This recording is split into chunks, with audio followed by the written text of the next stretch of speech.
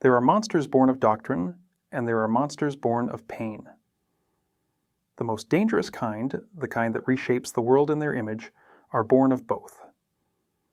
Adolf Hitler entered the world on the 20th of April, 1889, in the small Austrian border town of Braunau am Inn, a place so unremarkable that history would have passed through it without pausing, were it not for what that town produced.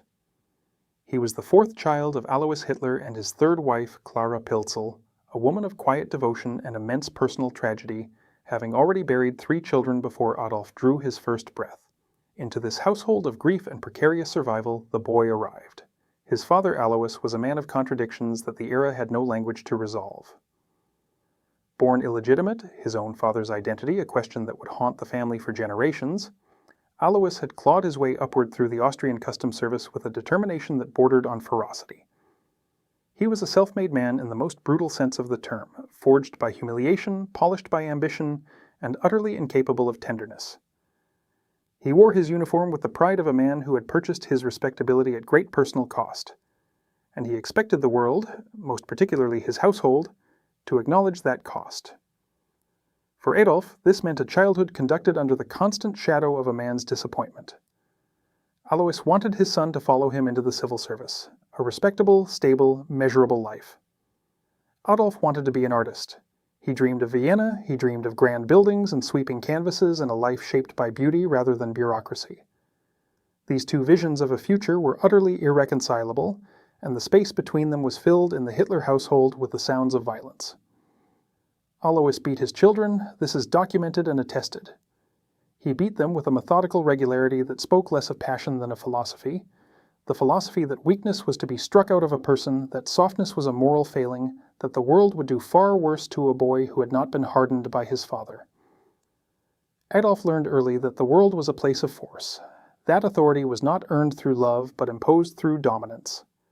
That the only 2 positions available to a human being were above or below, the striker or the struck. His mother Clara adored him with the desperate intensity of a woman who had lost too many children to love any of the remaining ones with restraint. She compensated. She sheltered. She saw in Adolf a sensitivity and a brilliance that Alois refused to acknowledge, and she loved him for both. This created in the young Hitler a profound psychological split that he would carry for the rest of his life. The worshipping mother and the contemptuous father, the artist and the soldier, the dreamer and the destroyer. He would spend the next 5 decades trying to reconcile these irreconcilable poles, and in the trying would set the world on fire. Alois Hitler died in 1903, collapsing in a local inn from a pulmonary hemorrhage. Adolf was 13. His grief, by all accounts, was limited. His relief, if the family dynamics are read honestly, was considerable. He was now the man of the house, in his own imagination at least, and free for a time to pursue the artistic ambitions his father had dismissed. What followed were years of increasing failure that Adolf Hitler would never honestly account for in his own telling of his life. He applied twice to the Vienna Academy of Fine Arts. He was rejected both times.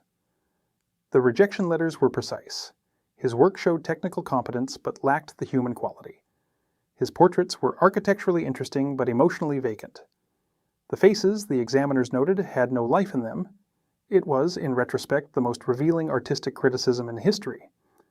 He drifted into Vienna, that great glittering, decaying capital of a fading empire, and lived for several years in the margins of its society. He slept in homeless shelters, he sold watercolor postcards to tourists, he argued politics in the reading rooms of the men's home where he resided.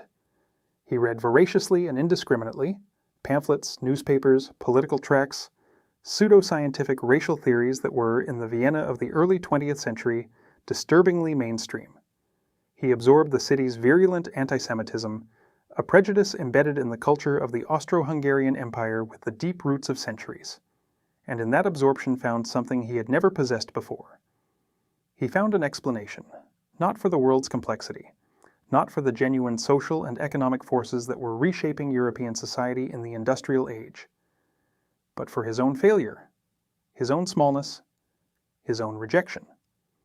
The Jewish conspiracy, that ancient, adaptable, infinitely flexible scapegoat of European civilization, provided Hitler with a narrative